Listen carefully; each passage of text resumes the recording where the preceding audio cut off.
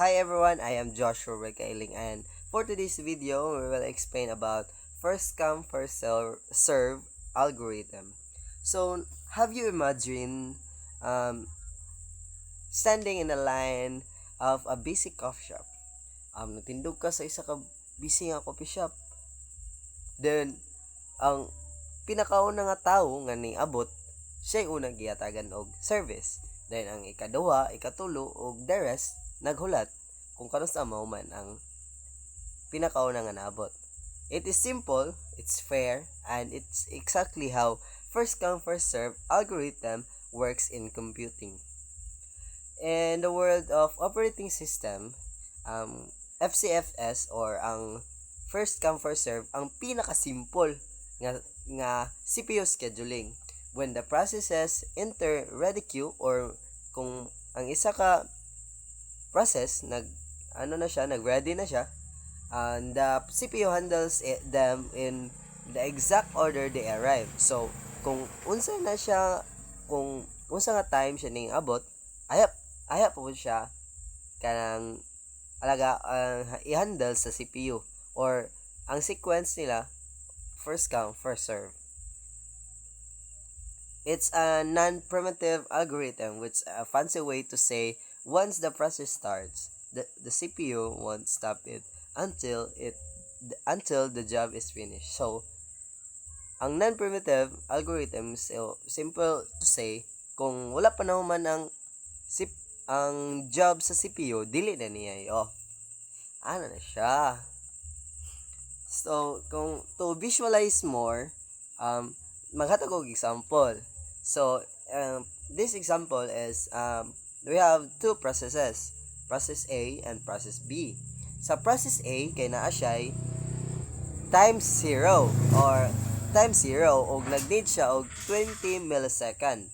And the time B arrives shortly. So, nagkinahanglan po siya 2 millisecond. So, the process B must wait for the process A to finish. So, mag-wait pa siya 20 milliseconds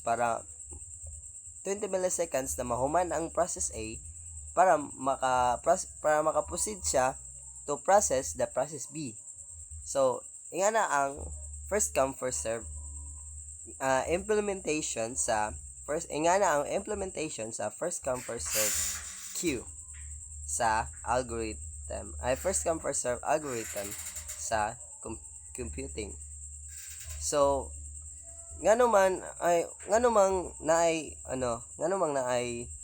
first come first serve. So, ang first come first serve kay naghatag na siya og mga advantages og disadvantages. So, ang advantages sa first come first serve is simplicity. Kung ang imong gigamit nga process kay first come first serve, mas limpyo tanawon o mas kanang hapsay siya ba, dili siya gubot tanawon as a CPU or as a coffee shop owner nga nag-handle og mga customers.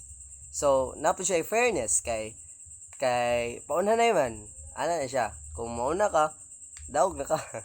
Then, low overhead because the system doesn't have a constantly re-evaluate the job to do next. It saves system resources. So, mas gamay ang magamit nga resources sa algorithm or sa CPU kung maggamit siya og first come first serve. So, ang disadvantages po ani nga algorithm guys kay dili po siya kanang lack of priority po siya para sa tong ganina sa akong giyata nga example sa process A o process B. Ang process A kay 20 millisecond iyang kailangan while ang process B is 2 milliseconds ra. Kung magboto na to, mas dali pa man ang 2 millisecond kaysa 20 millisecond. So, kung dili first come first serve yung gamit, mas unahon pa tong 20 millisecond kay dali raman to siya nga process kaysa sa 20 milliseconds. Dayon look po siya, poor of performance and interactive system.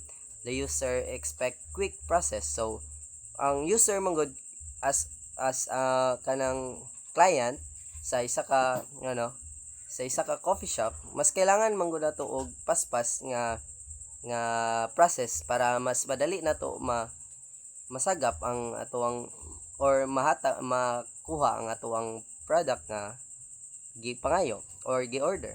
So in summary, the first come first serve algorithm is grandfather or gigikanan siya sa tanan nga processes of scheduling algorithm. Gikan siya sa ang tanan nga scheduling algorithm kay nagikan siya or nag-base siya sa first come first serve nga algorithm.